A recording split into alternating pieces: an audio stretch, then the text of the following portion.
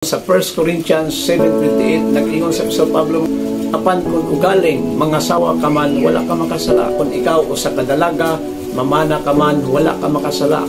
Nag-ingon si Apostol Pablo, ako ania aron sa pagluwas kaninyo. Tungod kay nakita ni Apostol Pablo, mga igsoon nga nagpuyo ta sa malisod nga panahon. Ni atas makalilisang malisod nga panahon, mga igsoon nga full of hardships, full of difficulties, full of problems, mga igsoon ang atong pagkinabuhi ning kalibutan na. Nga nag-ingon sa Apostol Pablo, mga igsoon nga dili na siya sala apan be responsible husband and wife or parents. Katungdanan nato ang pagpamisti, pagpakaon, pag-atiman sa ato mga anak nga muprovide ta sa needs sa ato ang pamilya. Labi na mga diya sa pagliya kanila, diya sa dalan sa Ginoo nga magkinabuhi sa uyon sa kabubuton sa Dios. Dili sala ang pagminyo, mga igsoon. Ang importante nga mahimutan responsable nga ginikanan.